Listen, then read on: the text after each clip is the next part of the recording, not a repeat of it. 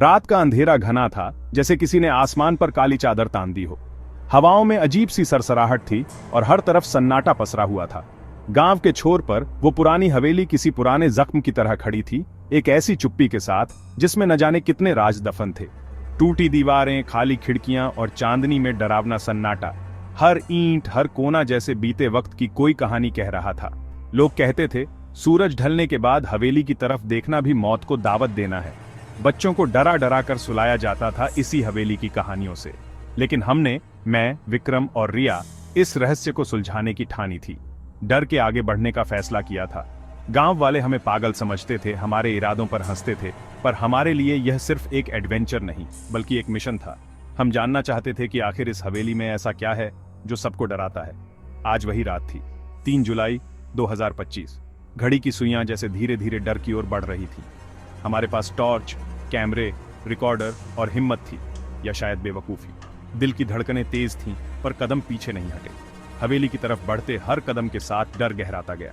हर झाड़ी, हर परछाई में कोई छुपा हुआ खतरा महसूस हो रहा था।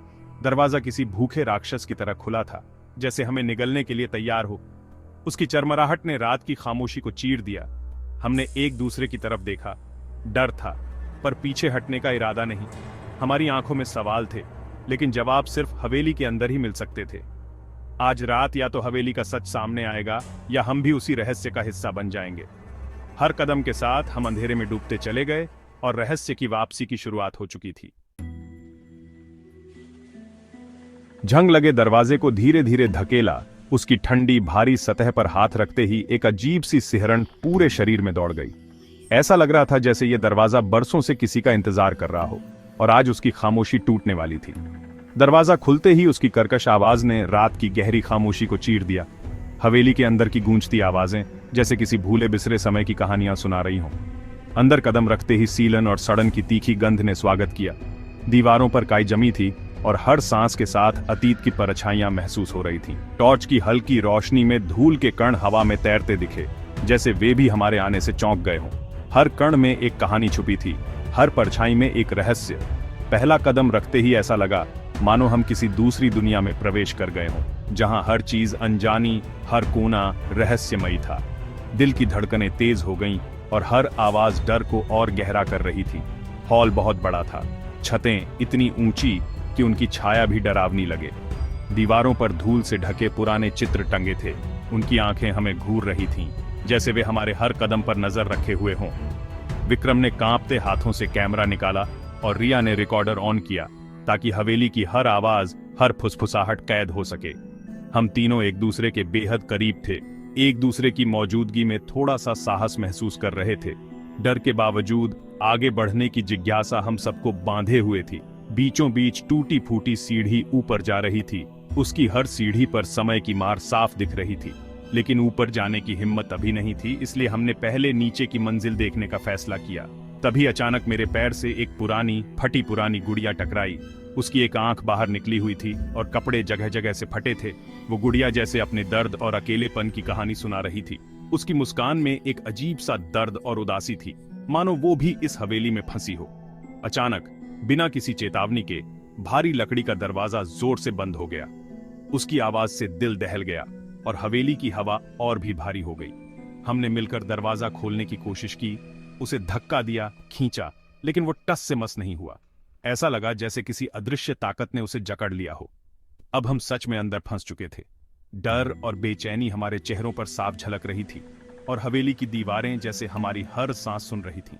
ऐसा लग रहा था मानो हवेली ने हमें अपनी गिरफ्त में ले लिया हो और अब वो हमें बाहर नहीं जाने देना चाहती थी।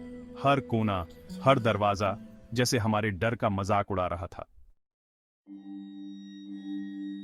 जैसे ही सूरज की आखिरी किरण हवेली की दीवारों से टकराई, दरवाजा बंद होते ही हवेली में अजीब सी खामोशी छा गई। हर कोना जैसे किसी रहस्य को छुपाए बैठा था और हवाओं में एक अनजानी बेचैनी घुल गई थी। तभी रिया ने फुसफुसाकर पूछा, क्या तुमने वो सुना? उसकी आवाज में डर साफ झलक रहा था, मानो वह खुद भी अपने सवाल से घबरा गई हो। हम सब ने ध्यान लगाया। धीमी सिसकी की आवाज दीवारों के अंदर से आ रही थी, जैसे कोई औरत दर्द में हो। वह आवाज इतनी करुण थी कि रोंगटे खड़े हो गए। ऐसा लग रहा था मानो दीवारें खुद अपनी पीड़ा सुना रही हों। विक्रम ने कहा, शायद हवा है, लेकिन उसकी आवाज कांप रही थी। उसकी आंखों में डर साफ दिख रहा था और उसके हाथ भी हल्के हल्के कांप रहे थे। हम गलियारे की तरफ बढ़े, दोनों तरफ बंद कमरे। हर कदम के साथ फर्श पर जमी धूल उड़ती और हमारे पैरों की आहट भी डरावनी लगने लगी थी। सिसकियां कभी किसी कमरे से, कभी हमारे पीछे से आती। कभी लगता कोई हमारे बहुत पास है तो कभी दूर से पुकार रहा है। एक कमरे के दरवाजे पर तख्ती थी, रानी साहिबा का कमरा। उस नाम में भी एक अजीब सी गूंज थी, जैसे कोई पुरानी कहानी फिर से जिंदा हो गई हो। नीचे से हल्की रोशनी आ रही थी, मानो कोई अंदर बैठा हो। उस रोशनी में भी एक रहस्यमयी आकर्षण था जिसने हमें दरवाजा खोलने पर मजबूर कर दिया। दरवाजा खोला, कमरा साफ सुथरा, बिस्तर सजा हुआ, लेकिन कोई नहीं था। कमरे में एक अजीब सी ठंडक थी और हवा में गुलाब की हल्की खुशबू तैर रही थी। ड्रेसिंग टेबल पर म्यूजिक बॉक्स अपने आप बजने लगा। उसकी धुन कमरे में गूंजने लगी और हर नोट के साथ माहौल और भी डरावना होता गया। उसकी धुन डरावनी लग रही थी, जैसे कोई भूली बिसरी यादें फिर से जाग उठी हों। हर सुर के साथ दिल की धड़कन तेज हो रही थी। आईने में एक औरत की धुंधली परछाई दिखी, उसकी आंखों में गहरा दर्द था। जैसे ही हमने गौर से देखा, म्यूजिक बॉक्स अचानक बंद हो गया और परछाई भी गायब हो गई। कमरे में फिर वही सन्नाटा छा गया, लेकिन अब हम जानते थे कि हवेली की दीवारों में कोई राज छुपा है। रानी साहिबा के कमरे से निकलकर हम रसोई घर की ओर बढ़े। गांव वालों के मुताबिक यहीं सबसे ज्यादा अजीब घटनाएं होती थीं। रसोई घर में घुसते ही हड्डियों तक कांप जाने वाली ठंडक ने हमें घेर लिया। वीरान रसोई, खुली अलमारियां, झंग लगे बर्तन, जैसे कोई सब कुछ छोड़कर भाग गया हो। विक्रम ने कैमरे से तस्वीरें लीं, तभी उसकी नजर आटे के गोले पर पड़ी। उसमें छोटे पैरों के निशान थे जो कहीं से आए या गए नहीं थे। ऐसा लगा जैसे कोई बच्चा हवा में प्रकट हुआ और गायब हो गया। तभी अलमारी के बर्तन अपने आप जोर जोर से बजने लगे। हम डर के मारे एक दूसरे से चिपक गए। कुछ सेकंड बाद सब शांत हो गया, लेकिन डर और गहरा हो गया। हवेली अब हमारे डर से खेल रही थी। रसोई घर के बाद हम हॉल की ओर भागे। अब मकसद सिर्फ बचना था। ऊपर की मंजिल पर पहुंचे, अंधेरा, सड़ांध और एक लंबा गलियारा। रिया ने दीवार पर एक परछाई देखी, आदमी की लंबी परछाई, सिर पर पगड़ी। वहां कोई नहीं था, फिर भी परछाई थी। विक्रम ने कैमरा घुमाया तो परछाई हिलने लगी और सिर घुमाया। हम चीखते हुए भागे, एक बड़े कमरे में घुस गए। कमरे के बीच झूमर हिल रहा था। बाहर से भारी कदमों की आवाजें आने लगीं, खट खट खट। हम कोने में दुबक गए, सांसें थाम लीं। कदमों की आवाज दरवाजे के बाहर रुक गई और फिर दरवाजे पर जोरदार दस्तक हुई।